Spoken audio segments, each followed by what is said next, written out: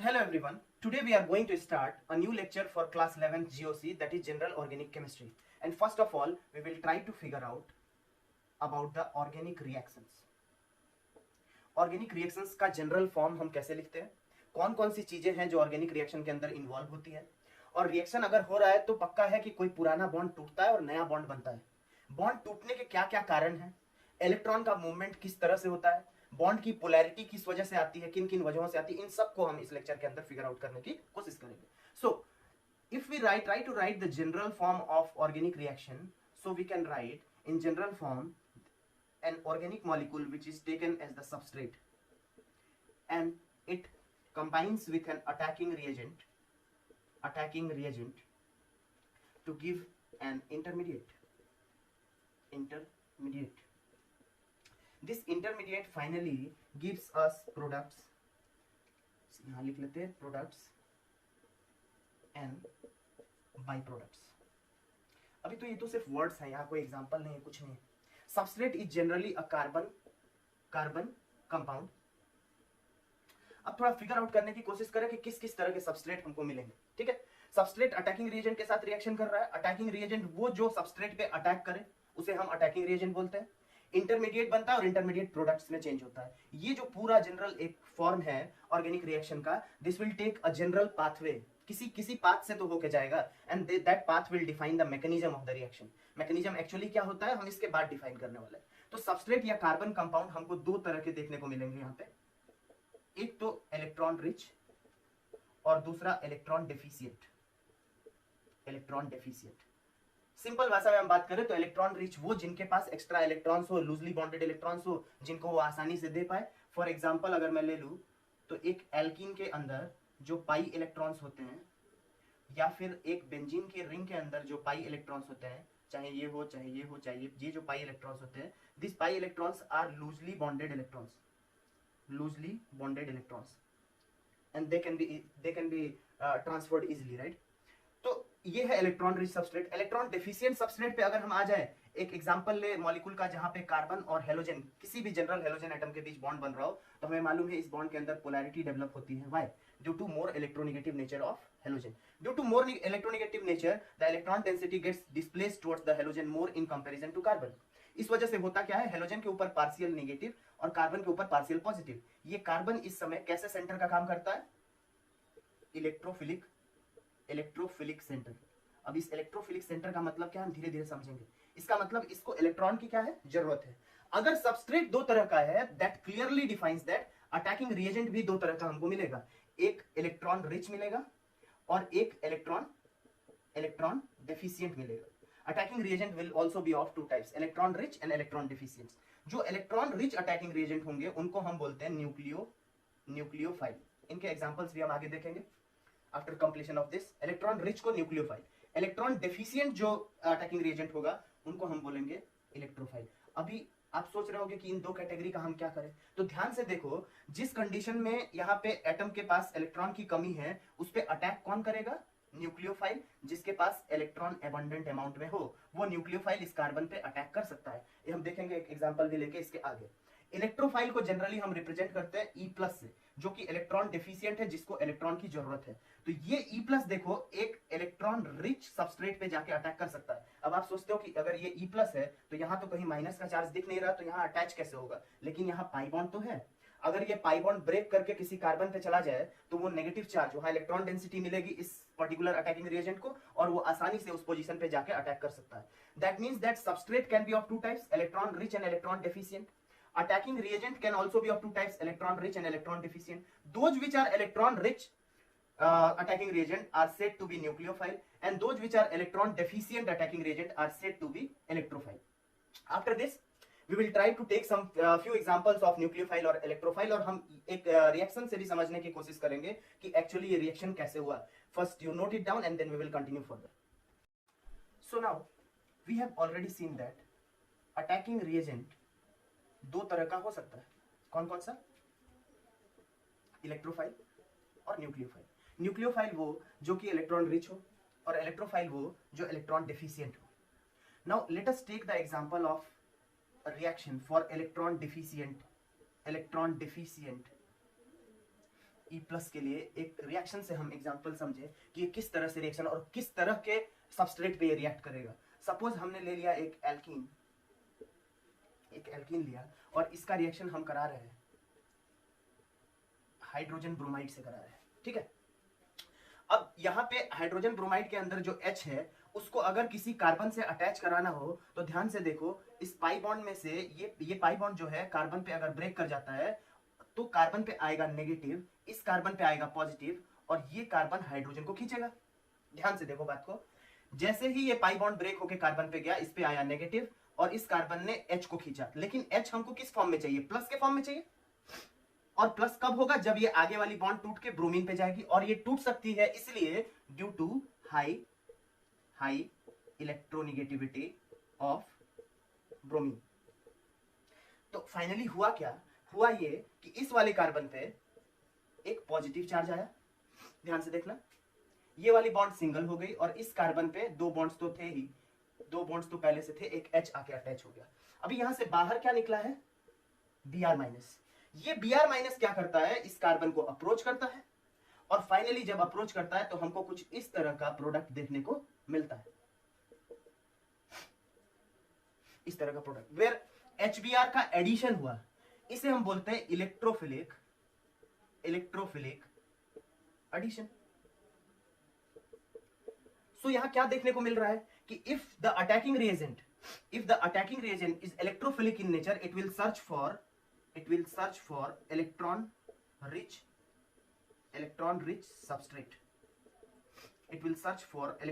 Substrate. और यहां जो एडिशन हुआ वो इलेक्ट्रोफिलिक एडिशन हुआ। आप ये चीज देख रहे होगे कि C पे प्लस चार्ज आया, फिर ब्रोमीन इस पे अटैच कर रहा है, लेकिन रिएक्शन जहां से इनिशिएट हुई है हाइड्रोजन के एडिशन की वजह से, वहां पे कार्बन पे माइनस, उस माइनस चार्ज ने हाइड्रोजन को खींचा, H इस पे लग गया, उसकी वजह से साइड वाली कार्बन पे प्लस चार्ज आया।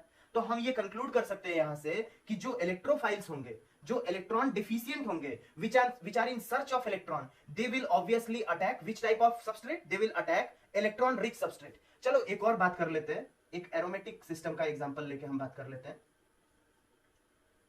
Suppose we have benzene, right, और इस बेंजीन के ऊपर एक इलेक्ट्रोफाइल E+ को हमें अटैच कराना है। अब हम ये सोच रहे हैं कि इलेक्ट्रोफाइल के ऊपर प्लस है, यहां माइनस तो कहीं दिखता नहीं है, बट ये पाई बॉन्ड जो है, ये पाई बॉन्ड ब्रेक हो सकता है। एक्चुअल तो इतना आसान नहीं है जितना हम आसान सोच रहे हैं। मैकेनिज्म डिटेल में जाएंगे जब हम हाइड्रोकार्बन्स को पढ़ेंगे, इलेक्ट्रोफिलिक सब्स्टिट्यूशन पढ़ेंगे, यहाँ पे इलेक्ट्रोफिलिक एडिशन था, ये इलेक्ट्रोफिलिक सब्स्टिट्यूशन है, तब हमें और ज्यादा डिटेल में मालूम चलेगा। लेकिन चूंकि यहाँ पे पाई इलेक्ट्रॉन्स हैं तो हम ये मानते हैं कि this is electron rich substrate. अगर मैं पाई इलेक्ट्रॉन्स को तोड़ के एक कार्बन पे भेज दूं तो ये इलेक्ट्रोफाइल इस वाली कार्बन को अप्रोच कर सकता है, और बाई सुटेबल स्टेप्स होता क्या है, फाइनली ये इलेक्ट्रोफाइल, मैं पहले से भी बोल रहा हूं ये सीक्वेंशियल मैकेनिज्म नहीं है, लेकिन हाँ ये हमको दिख रहा है कि अगर पाई इलेक्ट्रॉन्स इसके ऊपर ब्रेक हो गए तो इस पे आया माइनस और इस E के ऊपर क्या है, प्लस। इसको थी इलेक्ट्रॉन की जरूरत, ये था इलेक्ट्रॉन डिफिशिएंट, ये हमें मालूम है। Electrophile are those species which are electron deficient, और ये इलेक्ट्रॉन रिच है, ये दे सकता है और इसको चाहिए, तो सुटेबल हुआ और ये इलेक्ट्रोफाइल अटैच हो गया। तो ये इलेक्ट्रोफाइल ऐसे ही नहीं अटैच होता, पूरा मैकेनिज्म, पूरा प्रोसेस है। लेकिन हम ये कंक्लूड कर सकते हैं कि if our attacking reagent is electrophilic in nature, it is electrophile, then it will obviously search for such a substrate which is electron rich. अमीर को खोजेगा वो, क्योंकि वो खुद तो गरीब है, उसके पास इलेक्ट्रॉन्स नहीं है, इलेक्ट्रॉन्स की कमी है, तो अपने इलेक्ट्रॉन्स की कमी को पूरा करने के लिए वो एक ऐसे सबस्ट्रेट को खोजता है जिसमें उसको इलेक्ट्रॉन्स मिले।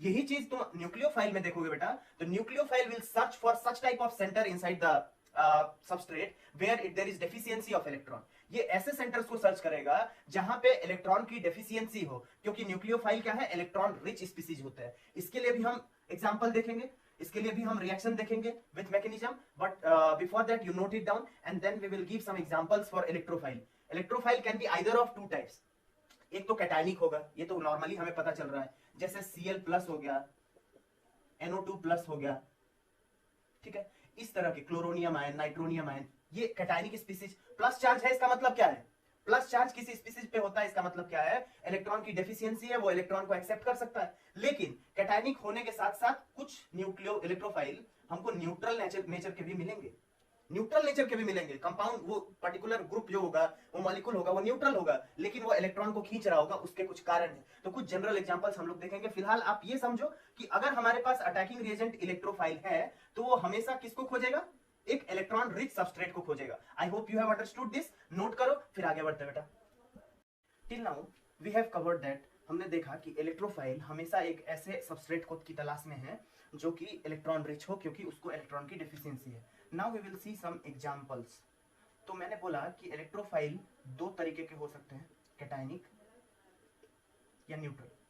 न्यूट्रल होने के बाद भी उनको इलेक्ट्रॉन की जरूरत हो, this is something special. Now this is very interesting. R plus alkyl group, for example हम ले ले मिथाइल। ये कैसे बनता है, किस फिजन से बनता है, ये हम आगे देखेंगे। क्लोरोनियम आयन हमने देखा था, ब्रोमोनियम आयन देखा था, NO2 प्लस नाइट्रोनियम आयन हो सकता है, NH4 प्लस हो सकता है। All of these are electrophile and they are of the form E plus. Those species which are having positive charge on them, it clearly indicates deficiency of electrons. ये क्या बताता है कि इनके पास इलेक्ट्रॉन की कमी है, बहुत गरीब। न्यूट्रल में आ जाओ बेटा, ले लेते हैं BF3, AlCl3, CCl2। ये स्पेशल है थोड़ा, ये ध्यान रखना, आगे भी काम करेगा। BF3 में अगर मैं देखूं तो बोरॉन 3 फ्लोरीन के साथ अटैच है। बोरॉन कितने फ्लोरीन के साथ अटैच है, 3 फ्लोरीन, 3 वैलेंस इलेक्ट्रॉन 3 फ्लोरीन से शेयर कर चुका है। Total number of electrons boron के चारों तरफ है 6 इलेक्ट्रॉन्स, और इसके पास एम्प्टी ऑर्बिटल भी है और इसका ऑक्टेट भी कंप्लीट नहीं है, तो ये इलेक्ट्रॉन एक्सेप्ट करने की टेंडेंसी रखता है। चाहे ये हो, वही कहानी इसकी भी है। यहाँ भी 6 इलेक्ट्रॉन्स है सेंट्रल एटम के चारों तरफ, इसीलिए ये इलेक्ट्रॉन्स और एक्सेप्ट करने की कोशिश करता है। और डाइक्लोरोकार्बिन अगर मैं देखूं तो कार्बन 2 क्लोरीन के साथ बॉन्ड बनाया है, इसके 2 इलेक्ट्रॉन्स यहाँ दिख रहे हैं। बेटा इस कंफ्यूजन में मत चले जाना कि ये एक्स्ट्रा इलेक्ट्रॉन है तो ये खूब अच्छे से न्यूक्लियोफाइल का काम करेगा, इलेक्ट्रॉन डोनेट करेगा, ऐसा नहीं है। Total number of electron 2 + 2 4, 4 + 2 6। यहाँ भी वही कहानी चल रही है, सेम, इसको भी जरूरत है। तो sometimes neutral molecules can also act as electrophile, right? Okay, so now we will see electron rich species and they are known as nucleophile, represented by Nu minus। अब अगर हम देखें तो न्यूक्लियोफाइल के पास इलेक्ट्रॉन क्या है, ज्यादा है, तो it will search for electron deficient. ये किसके लिए सर्च कर रहा था, ये इलेक्ट्रॉन रिच के लिए सर्च कर रहा था। इलेक्ट्रोफाइल अटैकिंग रेजेंट हो तो इलेक्ट्रॉन रिच के लिए, क्योंकि उसको इलेक्ट्रॉन की कमी थी। ये इसके पास इलेक्ट्रॉन ज्यादा है तो ये इलेक्ट्रॉन डेफिशिएंट को सर्च करेगा। Now let us take an example. For example we have CH3Cl, chloromethane. यहां पे कार्बन क्लोरीन का जो बॉन्ड है ये पोलराइज्ड स्टेट में, ये हम सभी को मालूम होना चाहिए due to electronegativity of chlorine. और अगर हमने इसका रिएक्शन कराया KOH से, ठीक है, तो KOH में हमको क्या मिलता है, K+, इसे तो आप कुछ देर के लिए छोड़ दो, OH-, ये अपना न्यूक्लियोफाइल का काम करता है। अब OH के पास नेगेटिव चार्ज है, it will search for such A centre जहां पे डेफिशिएंसी है। इस कार्बन को इलेक्ट्रॉन की जरूरत है, ये यहां अटैक करेगा। लेकिन ध्यान दो, अटैक तो तब करेगा जब एक बॉन्ड टूटेगा। कार्बन हाइड्रोजन का बॉन्ड तो पोलराइज नहीं है, टूटने के चांसेस में कौन है, क्लोरीन के साथ जो बॉन्ड है। एक चीज जरूर ध्यान देना, इससे पिछले वाले रिएक्शन में भी बॉन्ड बनता है, बॉन्ड टूटता है, नया बॉन्ड बना, पुराना बॉन्ड टूट गया। तो यहां से Cl- बाहर, अब C के साथ क्या अटैच हो गया, OH। तो इस रिएक्शन के अंदर हमने देखा कि न्यूक्लियोफाइल ने ऐसे सेंटर को अप्रोच किया जो कि इलेक्ट्रॉन डेफिशिएंट है, और वो हमें कैसे पता चलता है, due to this partial positive charge. क्यों डिफिशिएंट हुआ, due to polarized bond nature. Now we will try to figure out some examples for nucleophile. Till now you note this and then we will continue. Till now हमने अभी तक क्या देखा, हमने देखा कि अगर कोई इलेक्ट्रोफाइल मतलब गरीब किसको खोजता है, इलेक्ट्रॉन रिच सबस्ट्रेट को, और न्यूक्लियोफाइल मतलब अमीर किसको खोजता है, जहां पे कमी हो इलेक्ट्रॉन्स की, ऐसे सेंटर्स का खोज करता है, वहां पे अटैक करता है। अटैक करना ही फिर सिर्फ काफी नहीं है, while the reaction takes place, bond का फॉर्मेशन, ब्रेकिंग, सब कुछ हो रहा है। और ये बहुत बहुत इंपॉर्टेंट है, it is very interesting to note that formation of new bond takes place, breaking of bond takes place. तो हम रीजन पे भी जाएंगे, बॉन्ड ब्रेक क्यों हुआ, पोलैरिटी कहां से आई, इलेक्ट्रॉन मूवमेंट जो हो रहे हैं ऑर्गेनिक मॉलिक्यूल्स के अंदर, ये आखिर किस तरह से होता है, बॉन्ड का ब्रेक होना किस किस तरीके से होता है। अभी के लिए फिलहाल हम कुछ एग्जांपल्स फिगर आउट कर ले न्यूक्लियोफाइल के लिए। तो न्यूक्लियोफाइल जनरली रिप्रेजेंट होता है Nu- से। तो न्यूक्लियोफाइल एक तो एनायनिक हो सकता है, एनायनिक हो सकता है। फॉर एग्जांपल हम ले H- hydride ion, hydroxide ion, OH- ले ले, हम ले ले Cn- साइनाइड आयन, NO2- ले ले, R- ले ले, RCOO माइनस ले ले. These are all example of anionic nucleophiles. If we take the example of neutral, nucleophiles भी न्यूट्रल नेचर के हो सकते हैं अगर उनके पास लोन पेयर ऑफ इलेक्ट्रॉन्स हो और वो lone pair of electron donate कर पाए. जैसे वाटर में ऑक्सीजन के पास दो लोन पेयर है. NH3 ले ले, NH3 में भी नाइट्रोजन के पास एक लोन पेयर है. एक मॉलिक्यूल होता है RMgX, जिसे हम बोलते हैं ग्रिग्नार्ड रिएजेंट. अब जैसा कि हमें मालूम है मैग्नीशियम मेटल है, इलेक्ट्रोपॉजिटिव, इलेक्ट्रोनेगेटिव. ये वाला पोर्शन जो है इलेक्ट्रॉन रिच है और इसीलिए ये भी एक न्यूक्लियोफाइल का काम करता है, जबकि ये सारे कैसे हैं, न्यूट्रल मॉलिक्यूल्स हैं. ठीक है, एक बार मैं फिर से ओवरव्यू करना चाहूंगा दोनों रिएक्शंस को और कंसाइज करने की हम कोशिश करेंगे कि उन दोनों रिएक्शन में क्या हो रहा है और मैकेनिज्म हम किस चीज को कहते हैं. What is meant by mechanism, mechanism है क्या और ये रिएक्शन हुआ कैसे. ठीक है, तो देखो पहला रिएक्शन जो हमने लिया था इलेक्ट्रोफाइल का अटैक करना किसी इलेक्ट्रॉन रिच सबस्ट्रेट पे. तो यहाँ इलेक्ट्रोफाइल E+, मैंने बोला कि पाई बॉन्ड को हमने सपोज दैट इस कार्बन पे ब्रेक किया, इस कार्बन पे ब्रेक किया तो इस कार्बन पे नेगेटिव आया और नेगेटिव को देख के इलेक्ट्रोफाइल ने यहाँ अटैक किया. एक्चुअली ऐसा है, इलेक्ट्रोफाइल का जनरेशन भी मैकेनिज्म में हम आगे सीखेंगे हाइड्रोकार्बन में जब हम इलेक्ट्रोफिलिक सब्स्टिट्यूशन पढ़ेंगे. तो फिलहाल हम ये समझे कि यहाँ पाई इलेक्ट्रॉन्स हैं और ये पाई इलेक्ट्रॉन्स मदद करते हैं इलेक्ट्रोफाइल का, क्योंकि ये तो दीनहीन गरीब है, इनके पास इलेक्ट्रॉन है नहीं, इलेक्ट्रॉन खोज रहा है, वो कहां से लेगा, बेंजीन के पाई इलेक्ट्रॉन से लेगा. वो पाई इलेक्ट्रॉन्स टूटते हैं कार्बन पे और ये कार्बन अटैच होता है इलेक्ट्रोफाइल पे और फाइनली इस बेंजीन के ऊपर हमको इलेक्ट्रोफाइल अटैच होता हुआ नजर आता है. एक चीज अपने दिमाग में जरूर रखना, ये डिटेल्ड मैकेनिज्म अभी नहीं है क्योंकि हम बहुत सारी चीजें अभी नहीं जानते. जब हम वहां पहुंचेंगे तब इस चीज को बताएंगे. फिलहाल बस ये समझो कि ये सबस्ट्रेट जो है ये इलेक्ट्रॉन रिच और ये क्या है बेटा, पुअर. यहाँ इलेक्ट्रॉन की कमी और यहाँ इलेक्ट्रॉन रिच, तो ये अपने से इलेक्ट्रोफाइल को अटैच करा सकता है. ये तो एक बात हो गई. क्या हम ये देख रहे हैं कि यहाँ टूट रहा है बॉन्ड इज ब्रेकिंग, और क्या हम यहां देख रहे हैं कि न्यू बॉन्ड बना भी है, न्यू बॉन्ड बना है. दूसरा रिएक्शन जो हमने लिया था उसको जरा कंसीडर कर लेते हैं. इसके साथ CX के साथ हमने न्यूक्लियोफाइल का रिएक्शन कराया. बहुत लॉजिकल बात है कि इस कार्बन के ऊपर पार्शियल प्लस पार्शियल माइनस आया और न्यूक्लियोफाइल कैसे सेंटर को खोजता है, जहां इलेक्ट्रॉन की कमी हो, और कमी हो तो कार्बन तो 4 ही बॉन्ड्स बनाएगा ना, कार्बन तो 5वां बॉन्ड तो बनाएगा नहीं, मतलब इसमें से एक बॉन्ड को तोड़ना पड़ेगा. कौन सा बॉन्ड टूटेगा, जो पोलराइज स्टेट में है, हेलोजन इलेक्ट्रोनेगेटिव भी है, वो अपने नेगेटिव चार्ज को लेके भाग गया बाहर और इस कार्बन से अब न्यूक्लियोफाइल अटैच हो गया, X माइनस हो गया बाहर. इस रिएक्शन के भी अंदर हमने देखा कि बॉन्ड का ब्रेक देखने को मिला यहां, और यहां पे क्या देखने को मिला, न्यू बॉन्ड. ठीक है, कुछ स्पेशल चीजें जिन पे मैं एम्फेसिस डालना चाहूंगा. दो चीजें हुई हैं while organic reaction, bond formation and fission, मतलब बॉन्ड का बनना और बॉन्ड का टूटना. ये तो एक चीज एकदम क्लियरली आप सभी को ये चीज दिखना चाहिए. और दूसरा जो चीज बहुत प्रोमिनेंट है वो है इलेक्ट्रॉन का मूवमेंट. इलेक्ट्रॉन मूवमेंट, बॉन्ड का डिस्प्लेसमेंट हो तो इलेक्ट्रॉन का भी मूवमेंट साथ साथ में होता है. अब मैकेनिज्म हम किस चीज को कहते हैं, मैकेनिज्म चाहे तो इस वाले को हम मिटा देते हैं, आपने ये नोट कर लिया होगा ताकि इसी में हम कवर कर ले मैकेनिज्म के डेफिनेशन को. तो अब हम ये बोल सकते हैं कि चाहे रिएक्शन कोई भी हो, in any organic reaction,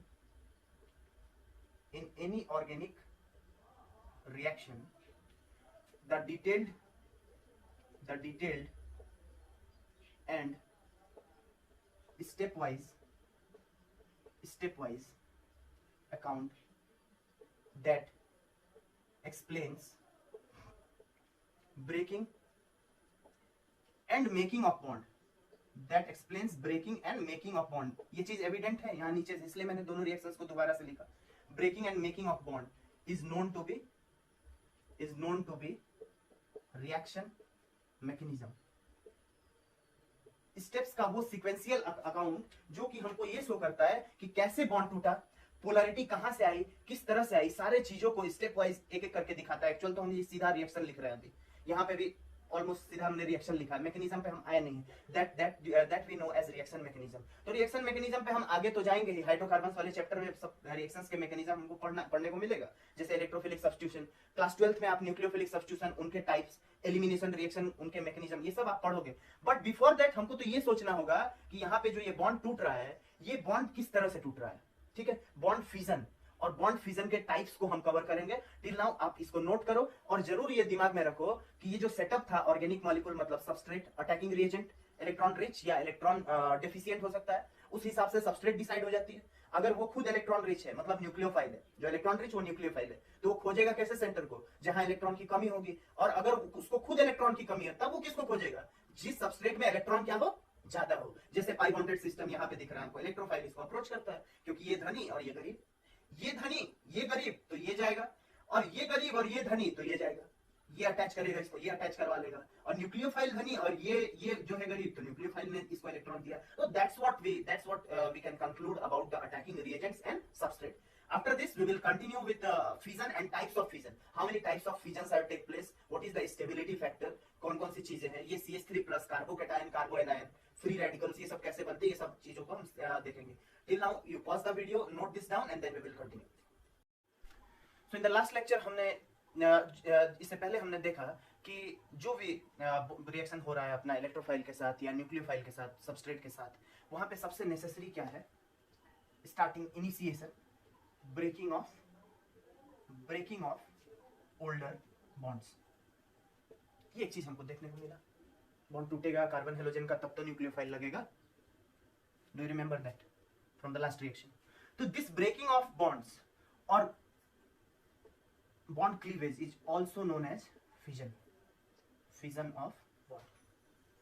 The fission of bond in covalent molecule or carbon compounds may take place by two ways, and the first way is heterolytic fission. क्या होता है heterolytic fission? पहले समझने की कोशिश करते हैं. Bond breaks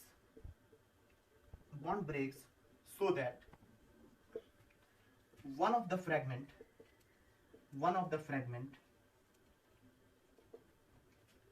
gets all the electrons of bond. Bond ऐसा टूटता है कि एक फ्रेगमेंट नेगेटिव और दूसरा फ्रेगमेंट पॉजिटिव. हेट्रो मतलब क्या होता है? अनइक्वल डिस्ट्रीब्यूशन, जहां पे नेगेटिव चार्ज एक पे चला गया और एक एटम पे क्या आ गया? पॉजिटिव. चलो समझने की कोशिश करते हैं इसे. Suppose that we have the molecule bromomethane CH3Br. We know that bromine is more electronegative. तो अगर इस बॉन्ड का क्लीवेज हुआ तो ये बॉन्ड के सारे इलेक्ट्रॉन ब्रोमीन पे चले गए और कार्बन पे क्या आ गया? प्लस. अनइक्वल डिस्ट्रीब्यूशन ही तो हुआ. ये तो कोवेलेंट बॉन्ड था ना, शेयरिंग दोनों ने किया था. लेकिन इस समय पे क्या हुआ? शेयर्ड पेयर पूरा का पूरा किसके पास चला गया? ब्रोमीन के पास. तो हमारे पास अब बच क्या गया? CH3 plus and Br minus. Unequal distribution. When the bond cleaves, bond breaks, an unequal distribution of electron takes place. और हेट्रोलाइटिक भी क्यों बोल रहे हैं? Non uniform distribution. एक जो मोर इलेक्ट्रोनेगेटिव था, ब्रोमीन मोर इलेक्ट्रोनेगेटिव की तरफ सारे इलेक्ट्रॉन शिफ्ट हो गए, Br माइनस में चेंज हो गया, CH3 प्लस. ऐसा स्पीसीज जिसमें कार्बन के ऊपर प्लस चार्ज लगा हो, ऐसे स्पीसीज को हम बोलते हैं carbocation. Such type of species where carbon is bearing a positive charge on it is said to be carbocation. ऐसा भी केस हो सकता है कि इस मॉलिक्यूल के अंदर कोई ऐसा ग्रुप अटैच हो, ये तो क्या है? More electronegative. ऐसा ग्रुप अटैच हो जो लेस इलेक्ट्रोनेगेटिव हो. ऐसे केस में क्या होता है कि इस बॉन्ड के सारे इलेक्ट्रॉन्स आ जाते हैं कार्बन पे और जेड पे आ जाता है प्लस. याद आ रहा होगा, मैंने बताया था R माइनस को न्यूक्लियोफाइल, R प्लस को इलेक्ट्रोफाइल. R मतलब alkyl group fragment of carbon compound CH3 plus. ठीक है, इसको मिथाइल कार्बोकैटायन बोलते हैं. और ये जब कार्बोकैटायन है तो ये क्या होगा? Carb anion. Any species which is having negative charge is called anion. और कार्बन है इसलिए कार्ब लग गया, carb anion. Cation positive charge और कार्बन इसलिए कार्ब लग गया, तो कार्बोकैटायन हो गया, कार्ब एनायन हो गया, और साथ में बन गया Z+. सवाल ये कि हमें मालूम है कि कार्बन के जो कंपाउंड्स होते हैं वहां पे हम डिग्री देखते हैं. अगर हम ध्यान से समझे तो इस कंपाउंड के अंदर अगर इस कार्बन को हम देखें तो इसकी डिग्री 1. अगर ये कार्बन दो कार्बन से अटैच हो, जिस कार्बन का डायरेक्ट अटैचमेंट दो कार्बन से हो, इसे समझ ले, हम पहले भी पढ़ चुके हैं इसे नोमेनक्लेचर से पहले, प्राइमरी सेकेंडरी टर्सरी. ये 1 डिग्री कार्बन, ये 2 डिग्री का कार्बन. अगर एक कार्बन से 3 कार्बन अटैच हो जाए डायरेक्ट बॉन्ड से, तो इसे बोलते हैं 3 degree carbon, tertiary carbon. Primary secondary tertiary. अब सवाल ये है कि इन कार्बोकैटायन में प्राइमरी सेकेंडरी टर्सरी नेचर के कार्बोकैटायन मिलते हैं, और हमें ये देखना है कि विच कार्बोकैटायन और विच कार्बोनाइन इज मोर स्टेबल. कौन ज्यादा स्टेबल है? एक्चुअली अगर हम देखें तो चाहे इलेक्ट्रोफिलिक वाला देखो, वहां पे भी कार्बन के ऊपर बीच में प्लस आया था, वो एक्चुअली एक इंटरमीडिएट है. ये कार्बोकैटायन मैक्सिमम केसेस में क्या बनाता है? रिएक्शन के बीच में बनने वाला इंटरमीडिएट, जो फाइनली हमें क्या देता है? प्रोडक्ट. याद आ रहा होगा स्टार्टिंग रिएक्शन जो जनरल फॉर्म हमने लिखा था वहां यही लिखा था, substrate plus attacking reagent gives intermediate and intermediate gives product. ठीक है, तो अभी हमें ये चेक करना होगा कि 1 डिग्री 2 डिग्री और 3 डिग्री के कार्बोकेटायन हो या कार्बन आयन हो तो उनमें से कौन ज्यादा स्टेबल होता है और क्यों होता है। We should reason out this also, right? Till now you pause the video, note it down, and then we will continue with stability of carbocation and carbon ion. Now we will talk about stability of carbocation according to their degree. Which carbocation is more stable? So we should remember the 3 degree carbocation is the most stable. 2 degree carbocation उससे कम और 1 degree का carbocation सबसे कम होता है। अगर एक 3 degree का carbocation हम बनाएं तो ध्यान से देखना, जिस कार्बन के ऊपर प्लस चार्ज आ रहा है उसका डायरेक्ट अटैचमेंट 1 2 3 कार्बन से है, तो ये 3 डिग्री का कार्बन हुआ, ये कंफर्म हो रहा होगा। नेक्स्ट 2 डिग्री का बनाएं तो सेंट्रल कार्बन पे प्लस चार्ज और 2 कार्बन उससे डायरेक्टली अटैच है, तो हम ये कह सकते हैं कि इस कार्बन की डिग्री कितनी हुई, 2 डिग्री। टर्मिनल कार्बन पे प्लस चार्ज और ये डायरेक्ट एक कार्बन से है, तो हम ये बोल सकते हैं 1 degree. Now the question arise कि आखिर 3 डिग्री की स्टेबिलिटी क्यों ज्यादा है। तो 3 डिग्री की स्टेबिलिटी 2 कारण से ज्यादा होती है, inductive effect and hyper conjugation. अब बात है सर ये तो हमने अभी पढ़ा नहीं, बिल्कुल सही बात है। इंडक्टिव इफेक्ट और hyperconjugation are 2 things which will cover later in this chapter. तब हमें पहले तो हमें इंडक्टिव इफेक्ट पढ़ना पड़ेगा, जानना पड़ेगा इंडक्टिव इफेक्ट के बारे में होता क्या है, क्यों ये ज्यादा स्टेबल मानते हैं, क्यों इसको कम स्टेबल मानते हैं। तो इनका राज कहां छुपा हुआ है, इंडक्टिव इफेक्ट और हाइपर कंजुगेशन। इसको हम टेकअप करेंगे just after homolytic fission. When we talk about, ये तो कार्बोकैटायन की बात हो गई। When we talk about carbanion में स्टेबिलिटी की ऑर्डर जस्ट उल्टा रहेगा। 1 degree carbanion is most stable, 2 degree carbanion is less stable and 3 degree carbanion is least stable. सबसे कम stable 3 degree carbon ion, 3 degree carbocation सबसे ज्यादा stable, 3 degree carbanion सबसे least stable होता है। हम reasons पे जाएंगे when we will study the inductive effect, तब मैं इस चीज को एक्सप्लेन करूंगा इसी लेक्चर के अंदर। Now the second type of fission के 2 टाइप्स हमने बोला था कि 2 टाइप्स का फिजन होता है बेसिकली। हेट्रोलाइटिक हम देख चुके हैं। Now we will try to understand what is homolytic fission. Homolytic fission क्या है। हेट्रोलिटिक फिजन में जो ए और बी के बीच का बॉन्ड था उसमें क्या हुआ था, बी ने सारे इलेक्ट्रॉन्स खींच लिए, ए पे आ गया प्लस और बी पे आ गया माइनस, मतलब अनइक्वल डिस्ट्रीब्यूशन हुआ था। यहां अगर हम होमोलिटिक फिजन में देखें तो bond breaks in a uniform manner.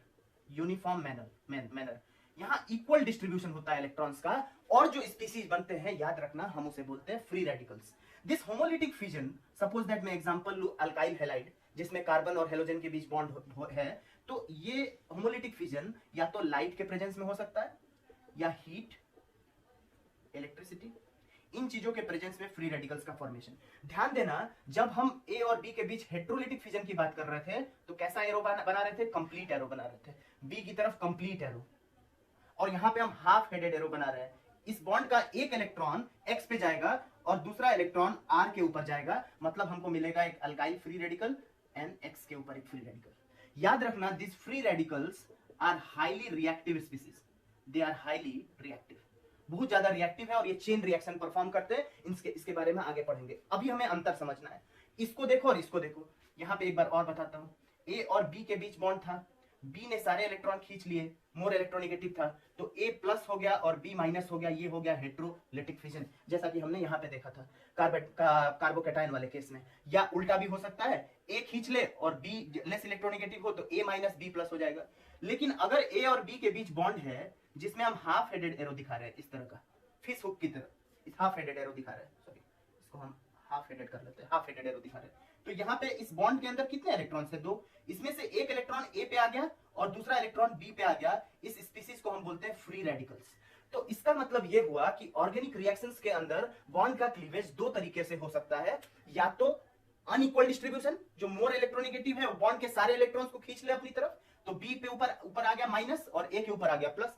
Equal distribution हुआ तो इसका एक इलेक्ट्रॉन इस पे, एक इलेक्ट्रॉन इस पे, और इसके लिए स्पेसिफिक कंडीशन है, वो हीट, लाइट, इलेक्ट्रिसिटी के प्रेजेंस में ये फ्री रेडिकल का रिएक्शन हमको देखने को मिलता है। और we have to remember now, it is very interesting and important to note here that they are highly reactive, this free radicals are very much reactive in nature. We will further discuss about stability. तो stability को हम चाहे तो इसमें cover कर सकते हैं, सी थोड़ा बोर्ड भर गया है तो मैं इसे इरेज कर लेता हूं, ये आपके समझाने के लिए था।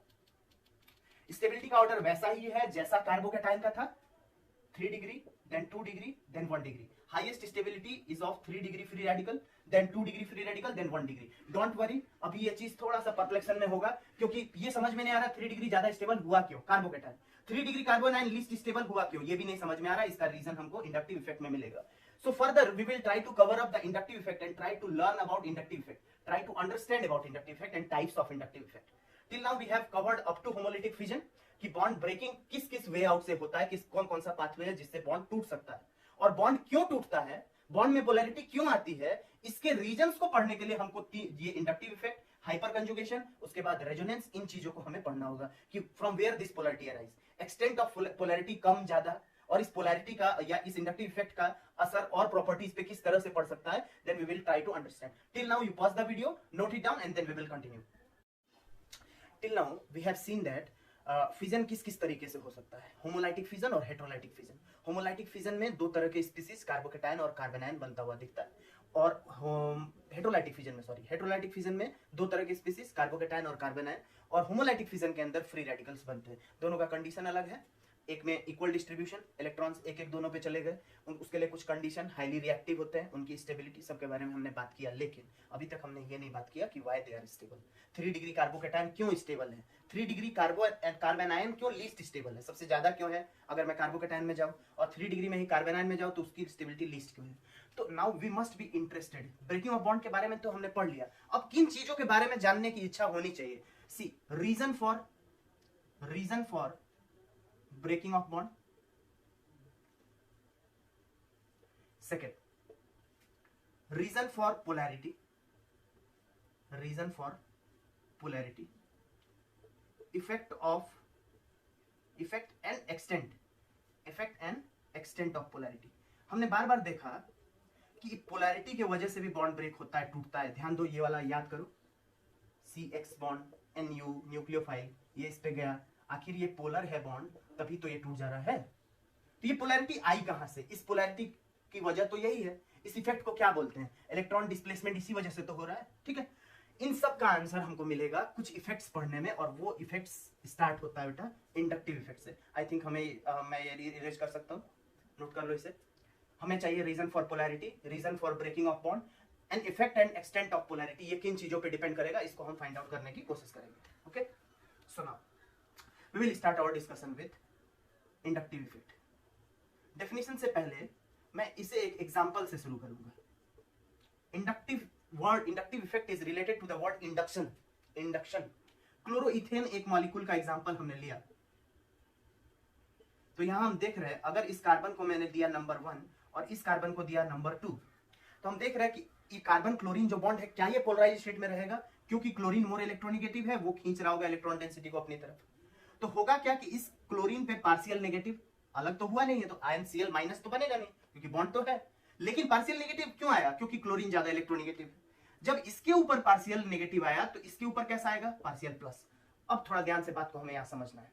जैसे ही क्लोरीन इलेक्ट्रॉन डेंसिटी C1 से खींचता है, क्लोरीन C1 से इलेक्ट्रॉन डेंसिटी खींचता है, तो इस कार्बन पे भी तो डेफिशिएंसी हो गई इलेक्ट्रॉन की। कार्बन पे प्लस आया मतलब क्या है, कम हो गया इलेक्ट्रॉन, तो ये एडजेसेंट बॉन्ड के इलेक्ट्रॉन को खींचेगा। मतलब इस पोलैरिटी के डेवलप होने की वजह से एडजेसेंट कार्बन पे भी slight positive charge, partial positive charge इस पे भी आएगा। ध्यान से देखो, यहाँ डेल माइनस, डेल प्लस, यहाँ डेल डेल प्लस है, मतलब यहाँ पॉजिटिव चार्ज यहाँ भी है लेकिन कम है, ठीक है। क्या हम कंक्लूड कर सकते हैं यहां से, inductive effect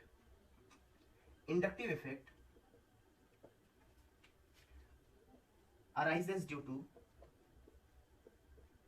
such type of group which is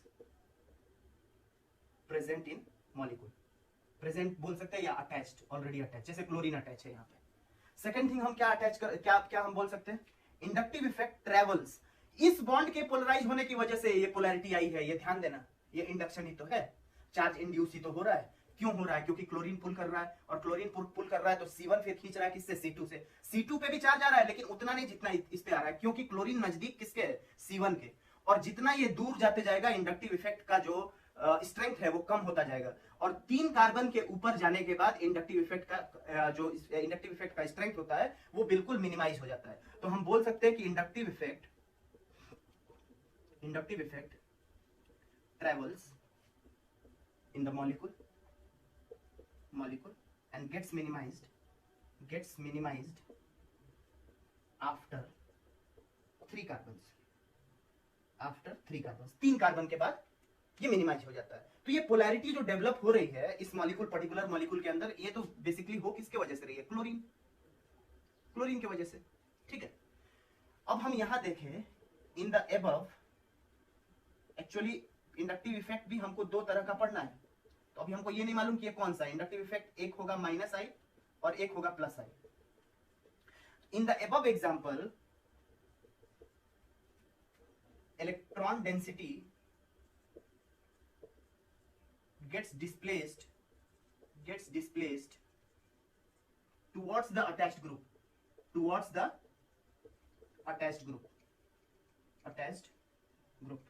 मतलब जो अटैच्ड ग्रुप है क्लोरीन की तरफ इलेक्ट्रॉन डेंसिटी ज्यादा शिफ्ट हो जाती है, इसीलिए तो इंडक्टिव इफेक्ट हुआ। इंडक्शन का मतलब क्या होता है? एडजेसेंट बॉन्ड कार्बन पे भी चार्ज जो डेवलप हो रहा है, क्यों हो रहा है? इसी वजह से हो रहा है, इस बॉन्ड के पोलराइज होने की वजह से।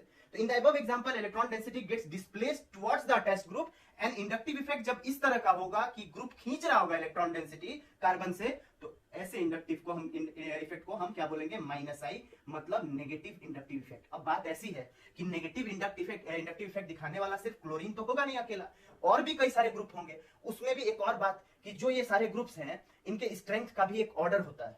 ठीक है, कि कौन ज्यादा नेगेटिव इंडक्ट, कौन ज्यादा पुल कर पाएगा। जो ज्यादा पुल कर पाएगा वो -I इफेक्ट सबसे ज्यादा शो करेगा। -I इफेक्ट या नेगेटिव इफेक्ट का सीधा सीधा असर कई सारे प्रॉपर्टीज पे पड़ता है। जितना ये -I ज्यादा शो करेगा ये बॉन्ड उतना ही पोलराइज, और अगर कोई मॉलिक्यूल आके इसके ऊपर आके अटैक करना चाहे तो खूब आसानी से ये टूटेगा। ध्यान दो, यही तो बात हुई थी वहां पे। न्यूक्लियोफाइल अगर इसको अप्रोच करे तो इस बॉन्ड का टूटना जरूरी है। कब ये आसानी से टूट सकता है? जब ये पूरा पोलराइज स्टेट में रहेगा, मतलब इसका -I पूरा स्ट्रांग रहेगा तब। तो इसका मतलब ये है कि इंडक्टिव इफेक्ट का सीधा सीधा रिलेशन किसके साथ है? कई सारे प्रॉपर्टीज के साथ है, रिएक्शंस के साथ है, और रिएक्शन मैकेनिज्म के साथ भी है। You pause the video, note it down, then we will cover all the groups which are showing -I effect, their order, and +I effect also. In the last of this lecture, we will try to cover up the +I effect, their examples, and then we will continue resonance, hyperconjugation, and mesomeric effect in the next lecture. So you pause the video, note it down, then we will continue. So we talked about negative inductive effect, और negative inductive effect दिखाने वाले कौन से group होते हैं, तो ये समझ में आना चाहिए। Negative inductive effect is shown by electron withdrawing groups, electron withdrawing groups, right. So अभी यहां पे अगर नेगेटिव इंडक्टिव इफेक्ट जो भी ग्रुप्स दिखाते हैं उनका एक सिंपल मैं ऑर्डर लिखूं तो NO2 highest, then cyanide, then carboxylic acid, फिर fluorine, chlorine, bromine, iodine and hydrogen. इसको याद करने का तरीका, नो साइन कार, फिर कॉल कर, बाहर आई हेमा। नो साइन कार, फिर कॉल कर, बाहर आई हेमा। नो से नाइट्रो, साइन से साइनो, कार से कार्बोक्सिलिक, फिर से फ्लोरीन, कॉल कर से क्लोरीन, बाहर से ब्रोमीन, आई से आयोडीन, और हेमा से हाइड्रोजन। ठीक है, तो ये हमारा ऑर्डर है। We should remember this order. अब आ जाते हैं एक क्वेश्चन पे। ठीक है, इस नेगेटिव इंडक्टिव इफेक्ट के ऊपर ही एक क्वेश्चन अगर पूछा जाए कि इसी से रिलेटेड एक क्वेश्चन, अभी समझ में आएगा कि कैसे रिलेटेड है, क्योंकि मैं स्टार्टिंग में बोल रहा था कि ये जो भी इफेक्ट्स हम पढ़ेंगे उनका सीधा सीधा असर केमिकल प्रॉपर्टीज के ऊपर पड़ता है। तो इसने पूछा सपोज दैट कि which of the following is most acidic. यहां 4 ऑप्शंस आपको दिए गए हैं, A, B, C, D। In the first option Cl CH2COOH, then Br CH2COOH, then F CH2COOH, then I CH2COOH. All 4 are carboxylic acid. अभी देखना how much this is interesting to know, right? All 4 are carboxylic acid. Carboxylic acids are acidic in nature, why? पहले तो ये जानना जरूरी है हमारे लिए। कार्बोक्सिलिक एसिड को जनरली हम लिखें तो वो होता है RCOOH। कोई सब्सटेंस एसिडिक कब होता है? जब वो आसानी से अपने H+ को डोनेट कर पाए। जो सब्सटेंस आसानी से अपने H+ को डोनेट कर पाता है वो सब्सटेंस एसिडिक। तो मैं अगर इसका आयनिक रिएक्शन लिखूं तो RCOO- प्लस H+। अगर ये आसानी से H+ को निकाल पाएगा, अगर ये आसानी से H+ को निकाल पाएगा तो ये एसिडिक होगा। लेकिन इस RCOH को किसमें चेंज होना है? कार्बोक्सिलेट एनायन में चेंज होना है। मैं मान के चलता हूं कि ये कार्बोक्सिलेट एनायन अगर स्टेबल ना हो तो फिर ये इसमें चेंज ही नहीं होगा, और चेंज नहीं होगा तो H+ बनेगा नहीं, H+ बनेगा नहीं तो एसिडिक कैरेक्टर की बात ही नहीं आती है। इसका मतलब है इस कार्बोक्सिलेट एनायन का, जिसका स्ट्रक्चर कुछ इस तरह का है, कुछ इस तरह का है, इसका स्टेबल होना ही ये बताएगा कि whether the carboxylic acid is strong और वीक एसिड। ये अगर स्टेबल हुआ तो इसमें चेंज होगा, और जैसे ही इसमें चेंज होगा तो H+ तो निकालना ही है, 100% है, एकदम 100% है। अब सोचो कि कब ये स्टेबल होगा, how it will be stable, how? Carboxylate anion में अगर कोई इलेक्ट्रॉन विड्रॉइंग ग्रुप लगा हो जो -I नेचर शो करे, कार्बोक्सिलेट एनायन में, जैसे इसमें जो कार्बोक्सिलेट एनायन बनेगा वो बनेगा ClCH2COO-, यहां बनेगा BrCH2COO-, यहां बनेगा FCH2COO-, और यहां बनेगा ICH2COO-। ठीक है, तो अगर कोई -I इफेक्ट वाला ग्रुप इस पे लगा हो इस कार्बन से, तो सोचो कि इसकी इलेक्ट्रॉन डेंसिटी को वो खींचेगा तो ये चार्ज क्या होगा? डिलोकलाइज होगा। और चार्ज स्पीसीज, ऑर्गेनिक केमिस्ट्री में याद रखना, चार्ज स्पीसीज में अगर डिलोकलाइज हो रहा हो चार्ज, तभी जाके वो क्या होता है? स्टेबल होता है। Under that condition only it will become stable. ठीक है, आई थिंक ये आपने नोट कर लिया होगा, तो मैं इधर से हटा देता हूं इसे, ऑर्डर वाली चीज को। ठीक है, तो चार्ज स्पीसीज के अंदर जब डिलोकलाइजेशन, अब सोचो कि इसके अंदर डिलोकलाइजेशन कब होगा? अब सोचो कि यहां मैक्सिमम डिलोकलाइजेशन नेगेटिव चार्ज का कब होगा? जब ये जो अटैच्ड वाला ग्रुप है, जब ये खूब ज्यादा खींचने वाला होगा, तो खूब खींचेगा नेगेटिव चार्ज को, और कार्बोक्सिलेट एनायन उतना ही स्टेबल होगा, उतने ही आसानी से ये H+ को क्या करेंगे? बाहर अपना निकाल देगा।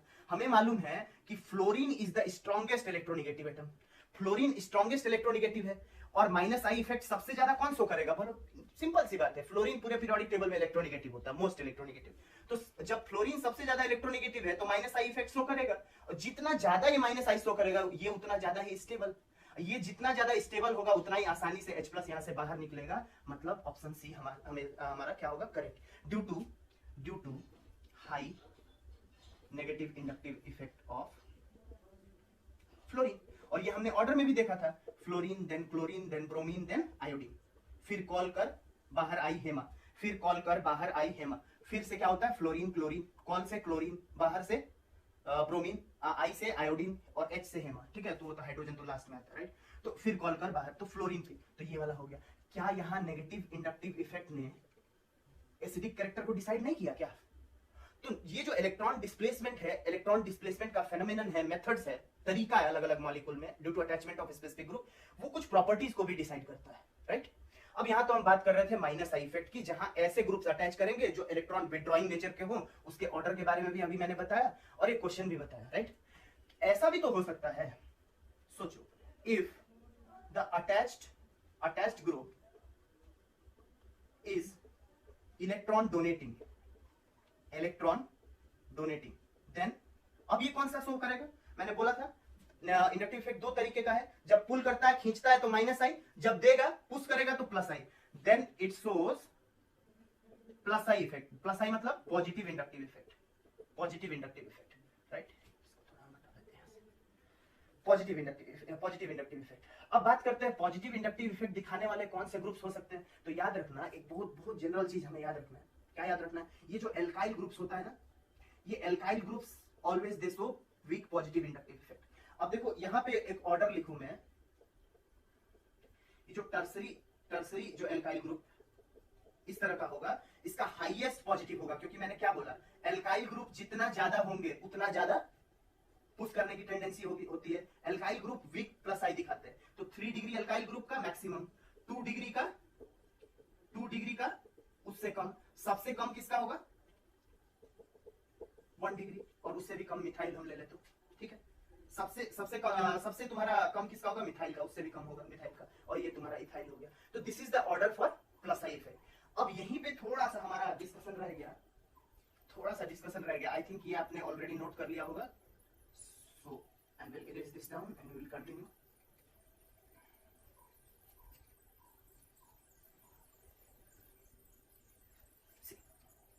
मैंने क्या बोला था कि कार्बोकैटायन 3 डिग्री सबसे ज्यादा स्टेबल होता है, 2 डिग्री उससे कम, 1 डिग्री उससे कम. ये ऑर्डर ऑफ स्टेबिलिटी मैंने किसके लिए बताई थी? कार्बोकैटायन के लिए. उसके रीजंस में मैंने एक रीजन बताया था इंडक्टिव इफेक्ट, दूसरा हाइपर कंजुगेशन. इंडक्टिव इफेक्ट का मतलब तो हम समझ ही गए, और ये भी समझ गए कि इंडक्टिव इफेक्ट दो तरीके का होता है, प्लस आई और माइनस आई. अब समझने की बारी आई कि अगर मैं एक 3 डिग्री का कार्बोकैटायन लेता हूं, क्या बोला था मैंने? ऐसा कार्बोकैटायन जिसमें ऐसे कार्बन पे प्लस चार्ज है, जिसका डायरेक्ट कनेक्शन 1 2 3 कार्बन से हो, वो 3 डिग्री का कार्बोकैटायन हो गया. अब अगर मैं ध्यान से यहाँ पे देखो तुम, तो 3 मिथाइल ग्रुप अटैच है, और ये तीनों क्या कर रहे होंगे? तीनों कौन सा नेचर शो कर रहे होंगे? प्लस आई. यानी मैं बताया था कोई भी एल्काइल ग्रुप, मीथेन से मिथाइल, इथेन से इथाइल बनता है, यही तो एल्काइल ग्रुप है. तो ये सब प्लस आई दिखाते हैं. अब देखो एक चीज बहुत इंपॉर्टेंट यहाँ पे हम नोट कर रहे हैं, ऑर्गेनिक केमिस्ट्री के अंदर अगर चार्ज डेवलप हो गया हो और वो चार्ज स्टैटिक हो, तो हमेशा वो स्पीसीज अनस्टेबल होगा. लेकिन वो चार्ज अगर डीलोकलाइज हो तो उसमें स्टेबिलिटी आ जाएगी. अब मैं अगर ध्यान से देखूं तो मिथाइल ग्रुप डोनेट कर रहा है, तो प्लस चार्ज डिस्ट्रीब्यूट होगा थोड़ा ओवरऑल पूरे स्पीसीज पे, और इसीलिए 3 डिग्री कार्बोकैटायन की स्टेबिलिटी इंडक्टिव इफेक्ट प्लस आई. जितना प्लस आई ज्यादा एल्काइल ग्रुप की वजह से, उतना ही स्टेबिलिटी भी ज्यादा. चलो आ जाते हैं कार्बन आयन पे और इसके बारे में बात कर लेते हैं. मैंने बोला था कि अगर यहाँ 3 डिग्री का कार्बन आयन हो तो इसकी स्टेबिलिटी सबसे कम. यहाँ ध्यान दो, कार्बोकैटायन में कार्बन पे प्लस चार्ज है और कार्बन आयन में कार्बन पे नेगेटिव चार्ज है. यहाँ पे उल्टी गंगा बह रही है. अगर अब ये प्लस आई दिखाएंगे तो चूंकि पहले से ही माइनस है, और माइनस बढ़ेगा तो चार्ज का डिलोकलाइजेशन तो हुआ नहीं, उल्टा चार्ज बिल्डअप होगा यहाँ पे नेगेटिव चार्ज. ऐसे केस में स्टेबिलिटी इसकी क्या होगी? स्टेबिलिटी 3 डिग्री कार्बन आयन की सबसे कम. And this is due to plus I effect. So my dear students, inductive effect is also not over the limit. अभी भी हमें कुछ स्पेसिफिक क्वेश्चंस कुछ करने हैं अभी भी, और इसके बाद हमें जीओसी के अंदर रेजोनेंस, हाइपर कंजुगेशन और mesomeric effect, resonance mesomeric effect related, electromeric effect, hyperconjugation, ये सारे को देखना. तो that we will try to complete in the next lecture. In the next lecture itself we will cover up more detail. So my dear students, inductive effect is not over till yet. अभी तक inductive effect में कुछ examples, कुछ specific questions करना हमें ज़रूरी है, और इंडक्टिव इफेक्ट के अलावा रेजोनेंस और हाइपर कंजुगेशन और इलेक्ट्रोमेरिक इफेक्ट, इन चीज़ों को हम अगले लेक्चर में कवर करने की कोशिश करेंगे. I think you have understood this lecture well, and we will continue our discussion in the next lecture.